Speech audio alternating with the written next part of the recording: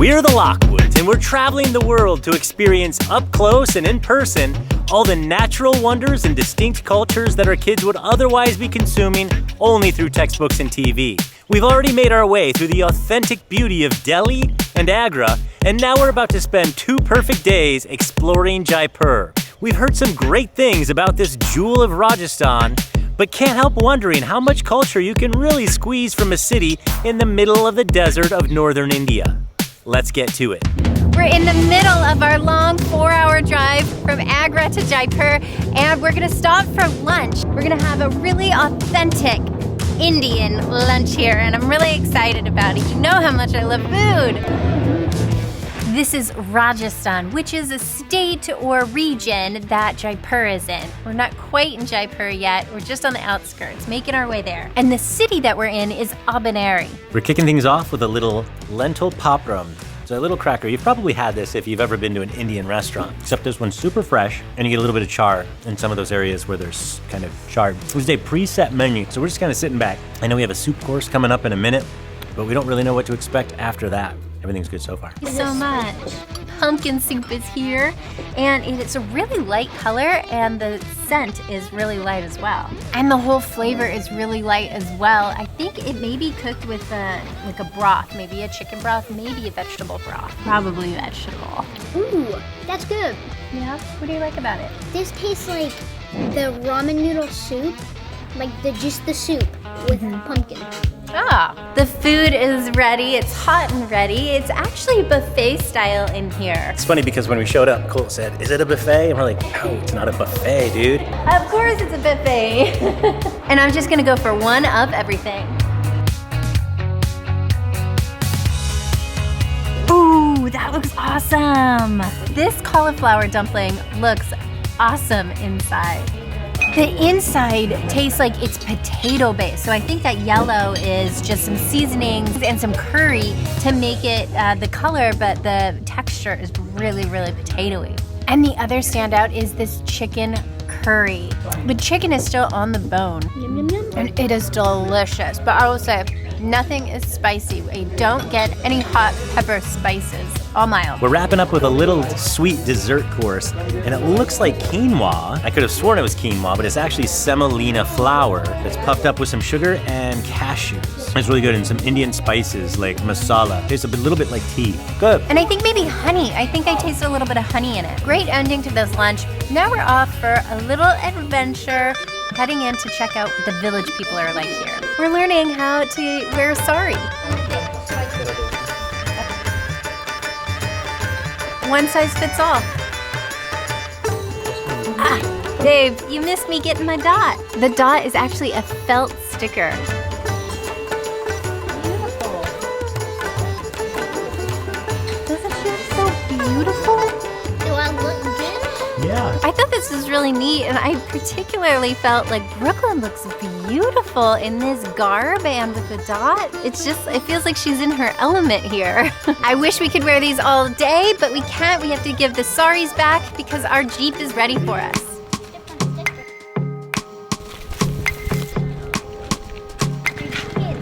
Elephant, what are the life-threatening? High five! Fit. We're taking this Jeep to a local village, and we're gonna meet some of the villagers. This is where they farm okra, wheat, and barley. They get the irrigation for farming from the lake that's nearby. And we have arrived. That's... Hello. Oh, you get... No, he's not biting me. He's just like sucking on my finger. This is Anita, her sister Sita, and they're sisters. They live here. Your house is, that's their house? Their house is over there. This is where they make bread. Over there is a well where they get their water. So we're just kind of showing you their way of life right now. And I think they're watching our YouTube channel right now. Oh, is that what she was doing? She made the oven by using the mud to form that thing right there, and then it's designed so that the plate fits right there on top perfectly. And now she can start a fire in here, and the air gets in this side, but it's blocked everywhere else around, so it keeps the heat inside there and heats from under here. So I think she's gonna make that bread on top. Thank you. Clay mug use it through making the clay. And they also make tea here. everything from the land. Masala tea, right? Masala tea. Masala tea. Oh, it's delicious. Delicious, perfect spices, and the water they get for it and for the bread comes straight from the well over there. This is just so cool. This feels really, really special to be able to experience such a different culture than ours and to meet a family.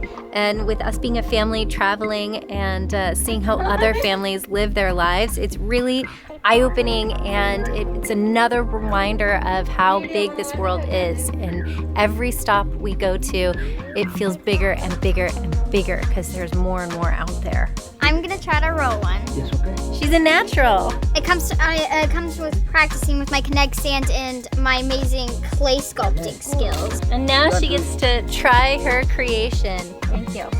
Right out of the oven, so to speak. That's delicious. That's really good. And the grain, you get it right from the field here. It's farmed right here.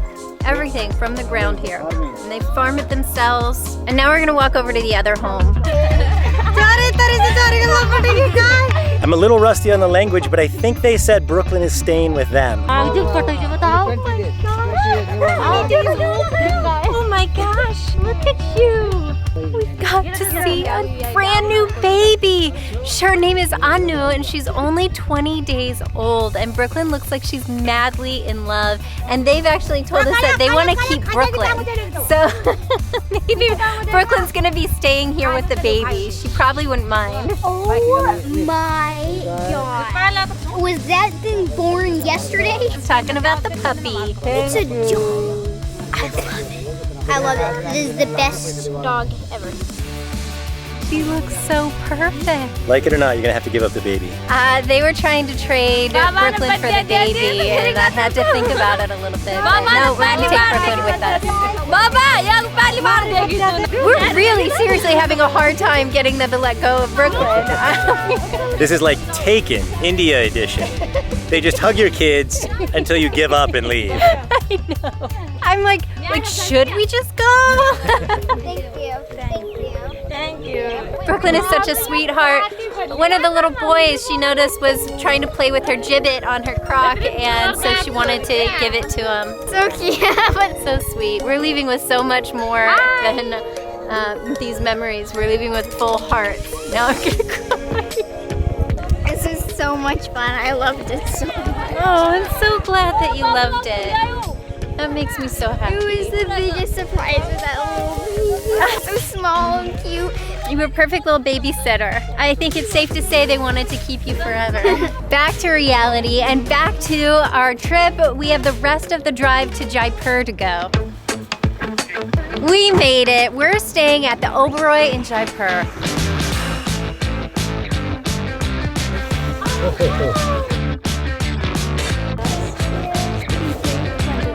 This is probably the best hotel welcome we've had in a long time. The tea is lemon, ginger, honey, my favorite. It's really, really good. And our rooms are already ready, so we're gonna show them to you. Hold them with a thread here, and then that's how you play with it here. That's so awesome. They brought the kids some puppets. My gosh, the grounds are gorgeous. And she says there's hundreds of peacocks on the property. The kids are gonna love that. They already are loving it. This is our cluster, and each cluster has 5 or 6 rooms. Hello. Ours is just over here. Oh, it's so pretty in here. We have 2 different rooms, one for Phil and I, where we have the king bed, and the other room has the 2 twins pushed together for the kids. And unfortunately, we don't have a door that connects us. We have to walk outside and cross the hall. It's a short walk, so I think we'll be fine. And there's a sitting area, so you can really enjoy it. And a desk over in that area. And the decoration is just so authentic, just like the pillows that they stitched for the kids. It just seems like all the stitching in here was probably handmade in this area. But our favorite part of this room is the bathroom. It is so cool and so beautiful because it has this sunk-in bathtub, a separate shower, and it all has this window to the outdoors that you don't ever have to close any blinds to because it is super, super private and walled. So you just get to enjoy the outdoors while you're bathing and doing your business. So now we can get settled on our rooms, we're gonna get a good night's sleep, and we are gonna explore all over Jaipur tomorrow, so we gotta get some rest.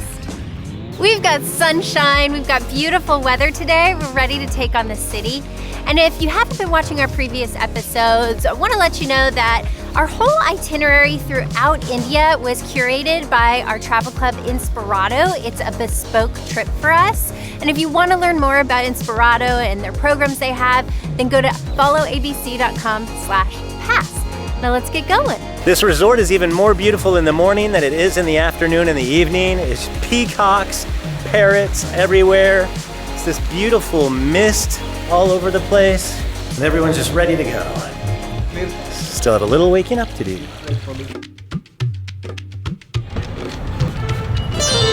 This is Jaipur, and this is the true part of the city that is called the Pink City. It's only called pink because hundreds of years ago, when they first painted the walls and the buildings here this color, they didn't really have a word in the dictionary to describe the true color, which is terracotta. Now, it's only the northern part of this city that is known as the Pink City. This part of the city is surrounded by the wall. The wall is 9 feet thick and 22 feet high. And aside from all the honking on all the streets here, this is a truly fascinating city. Oprah comes here. Princess Diana came here. The King of England has come here. And in the year 1727, it was founded by a really cool guy named Sawai Jai Singh II. And he was a mathematician, he was an architect, he was an engineer, he was a warrior, he was an astronomer, an astrologer, absolutely brilliant guy who made this the first well-planned city in Asia. Right from the beginning, he attracted people here by providing home loans so that people would move from surrounding cities, and he made sure that they had jobs so that they could pay those loans back. And he would not enforce any repayment of those loans until people had their jobs. Yeah, and today the population is 4 million and they have 0 unemployment. Their main industry are jewels. 90% of the world's colored jewels comes from Jaipur, and that includes jewels that were mined in other countries. They bring them here to be cut and polished. The other large industry here are carpets. And part of that is because this is a major producer of wool, and we're very close to the state of Kashmir, which of course is a very popular type of wool. Now behind me is Palace of the Wind, and it is on the outside of the city palace, and it was built as a facade so that the ladies of the palace could walk through the halls, line up, and they could look out and see the city life, because they weren't allowed to go outside the walls or show themselves. So that was their way of joining in on the entertainment out here on the streets. There are 900 windows. I have something that I think Colt's gonna be interested in. We wanna show him something over here. They take out the poison so they cannot bite.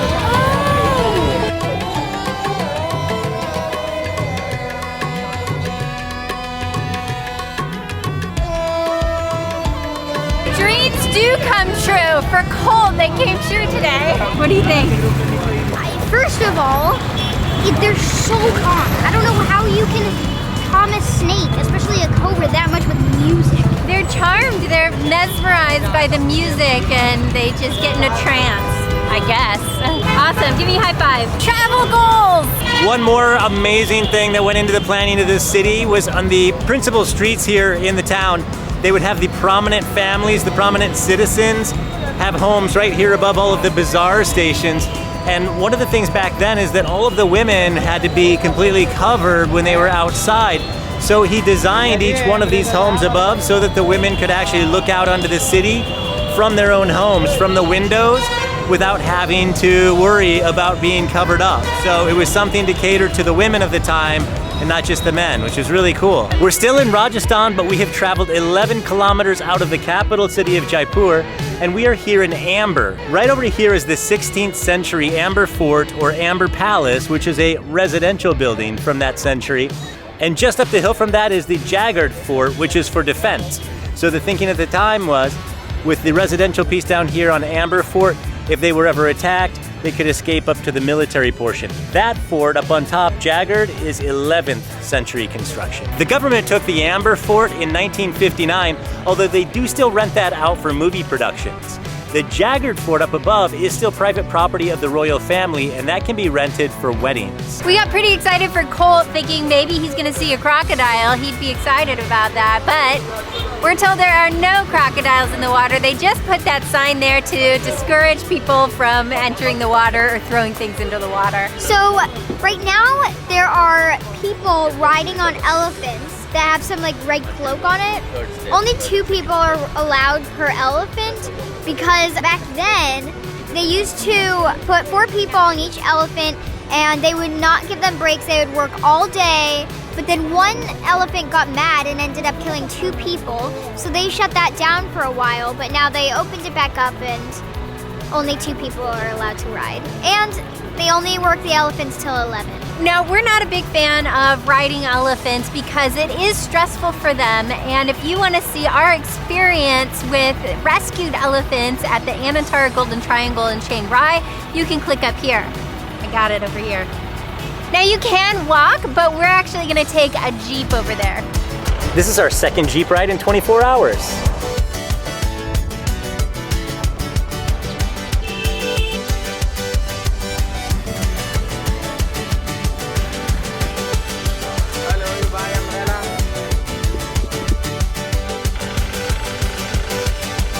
We get out here now. You danger.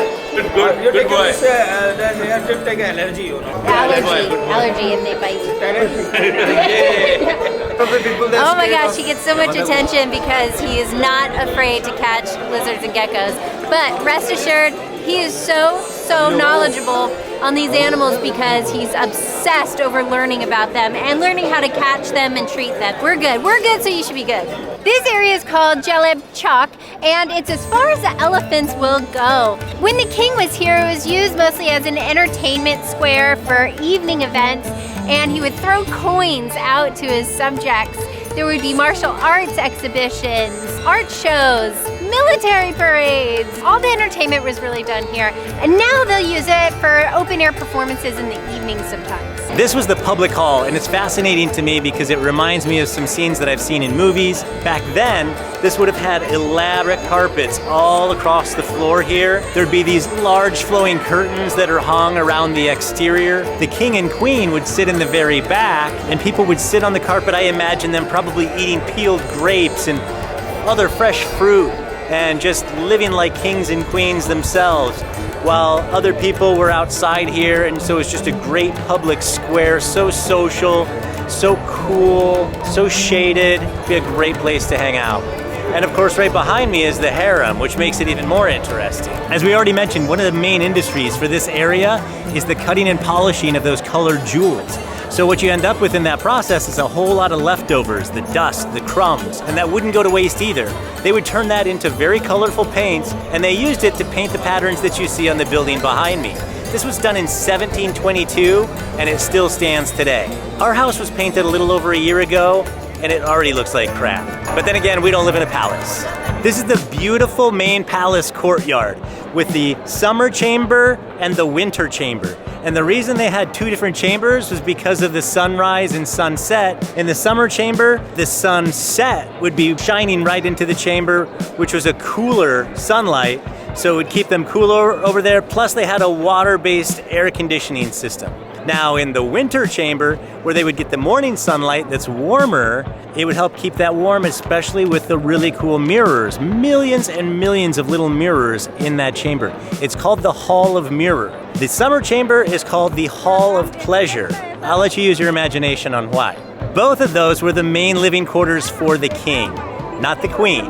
He could invite her over, but he could also invite his harem over. Now in between the 2 chambers is this beautiful garden where they would have seasonal fragrant flowers growing and perfume in the water fountains. So it would just fill this entire area with this magnificent fragrance. It's so cool in here. That is crazy how the temperature really shifts, and it is a really hot day. It's amazing that they can keep it so cool. Ooh, the walls are freezing. So far, Rajasthan has shown us one cultural experience after another. This is a big part of history that we got to learn about. There's still so much to learn. So we're heading back to the Jeep now, going to our next stop. We're gonna learn how wooden block printing is done. Like this. That's called the master block, the first one, kind of like the outline for the design they're gonna do. Brooklyn's gonna try because she's our artist. Line it up. Now hit it here. Harder, harder. Good. Oh, very good. Pound it? Yes, very good. Thank you. I'm doing the last one. I'm gonna try not to mess up everybody else's art. The blocks are teak, and they get that from South India. We're gonna be there in a couple days. And the paint they're using it's all natural. So the colors come from vegetables, flowers, plants. Harder? No. Oh no. You have to break it. We did pretty well. This is incredible. This is how they make the carpets. Every color has to be placed exactly in the right spot to make the design, and every single thread is done by hand. Every knot, every thread, and that just blows my mind because you know how much wool is in a carpet. Now it's made from a couple of different wools they use, but the camel wool they get right here from Rajasthan. This is amazing. Amazing how beautiful it is, and to see that it's made this way by hand. It really puts it in perspective when you see a carpet. It's another thing that we're seeing firsthand and learning how it's made and having much more appreciation for it. And a carpet like this that he's making will take 4 to 5 months to make, but if it's a silk carpet, it'll take 4 to 5 times longer than that. A few more stages that the carpet has to go through before it's done. First, they have to lift the piles, which takes a few more days, and they do that to separate the lines. Then they need to trim the carpet, and that takes 4 or 5 stages and up to a week to do. Then they burn it. And you know that it's a real, natural, handmade, real wool carpet if you burn it and it doesn't melt. And the final stage is cleaning. They wash it. And if you notice, there's no dye that runs off. That's another way to know that it's authentic and real, genuine. But then after all of that, it takes about 6 months to a year before it's ready to fly. And this is one of their finished rugs, and it is so soft and beautiful, this vibrant color. It's so pretty. It's just mind-blowing to think that they can spend that much time, like better part of a year, making something like this, just a rug that's still relatively affordable. Something like this may run in the neighborhood of $1,500 US. Just crazy to think that you can spend that much time on something and still be able to buy it at that price. This one is a blend of wool and silk. It probably takes about a year to make, and like we said, the silk takes twice as long. It's also twice as expensive, so this might cost about $4,000. But worth it, it's so beautiful. So, how do they get this kind of texture when they cut around the pattern? I think, right? Is that, you just cut around the pattern? So we're taking our cloth and we're heading to the next stop. Hey, since the #1 industry here is jewelry making or jewel cutting and polishing, we've got to check and see how that works. So this is a really good example of that operation, where right here on the motorized wheel, this is where they have the smaller pieces that are less valuable. Right next to it is the more hand-powered piece, where they're gonna do the higher end, more valuable gems. And then the next station over here is where they would do some of the setting, building the metal work, and then putting the jewels in there, with the last step being the polishing on the polishing wheel, and then it's ready to go. Now, even though with those smaller chunks of the gems, he's doing it by hand on the cutting wheel, for some of the others, they want to have more control, so they put them on these little bamboo sticks that have the lacquer around there, and when that lacquer dries, it holds the gemstone very tightly, and that allows them to then just easily maneuver it as they put all of the different facets or the windows to the gem into the stone. When they're done, they can just heat up that lacquer again, and it releases the gemstone. And here's a combination of cut and polished and not cut and polished stones. First they take just the regular stone and then they like smooth it out to this like circular kind of rounded shape. And then after they add all the details to create the gem. And now we know a little bit more about where all the jewels come from that you see on a day-to-day basis. And we're off! Now this is the big show, Jaipur's City Palace. We started the tour of Palace of the Winds. That was the facade of the palace. Now we're actually going to see the palace. This is still the private residence of the Jaipur royal family, or Maharaja. These days they have no real power. It's definitely a figurehead position, and that's been the case since 1970. There are 2 flags flying above here, and one is a larger flag, one's a smaller flag, so it's 1 1/4, and that's what Suwahi means, 1 1/4. And when they fly the 1/4 flag up there, it means that the king is actually present here in Jaipur at the time. We just found out that they have a room here that you can rent on Airbnb. I think they have it listed for about $6,000 a night. I mean, if our resort wasn't so perfect, wonderful, and amazing, that'd be a nice place to stay, huh? So this is block painting. Basically what they showed us when we were at the carpet store. So they just pound some ink into the outline on the flat fabric to create the color and the pattern. And this is called the dancing court. I can't believe you're my mom. What did I do to deserve this? They have 4 really stunningly beautiful detailed doors, and they represent a different season with monsoon, summer, winter, and spring. Monsoon is the dancing peacock because that's when they dance. The lotus flower represents the summer because that's when the most beautiful lotus flowers grows. The same with the rose. The most beautiful roses come in the winter. And the banana leaf. The green is for the banana leaves that come in the spring. This is the incredible, elaborate Diwali room. Diwali is the biggest Hindu festival in India. And look at these inlays. These are all rubies and emeralds and real, I'm just kidding, that's glass. But it's beautiful. We're taking a little break to have some tea at the Palace Cafe. We're not gonna get too full because we have a very special Indian family dinner to go to tonight. This is Sonal, and she has been so kind to invite us into her home and cook a meal. But first we have to pick out some vegetables. Sonal told us to pick out some vegetables to cook with tonight, so we told the kids to pick something that they like. They picked carrots and broccoli, which are not used in curry, which is the dish we're gonna make tonight. So those are really more of a salad thing here. So we're gonna get some eggplant. They have 3 types of eggplant here. 2 of them are in front of me, the little ones and the big ones. I don't think they have the kind from the emoji. We're getting the big one, and we're ready to go. This is their kitchen, and she's gonna show us how to cook chicken curry with loads of vegetables that we got at the market. Brooklyn is off playing with her daughter, and Colt is going to be Sonal's little helper.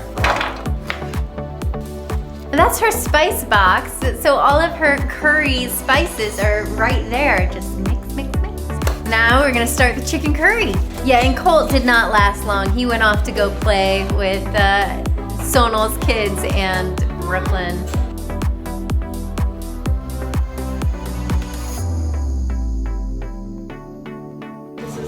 The aroma is insane. All of those spices are all in the air here. If you want to get in touch with Sonal, you can find her on Instagram. We'll leave that below and also in the description. This looks amazing. It looks delicious and we cannot wait to dig in. But first, we want to thank you so much for having us in your home. It means so much to us, so thank you for welcoming us. So today evening we enjoy your company at a lot. So we start our dinner with Indian curries, Indian cuisines, Indian delicacy. We serve our beloved guests. We enjoy a lot with them, and I love you kids. We enjoy your company. So please, thank you so much for coming and meet with us. Thank you so much. Who knew Jaipur had so much to offer? In fact, there are numerous things on our list that we couldn't even get around to doing, which just means we're gonna have to come back. But for now, we're off to Udaipur for even more Indian adventures, so be sure to subscribe and follow with us. We are the Lockwoods, Aaron, Phil, Reagan, Brooklyn, and Cole.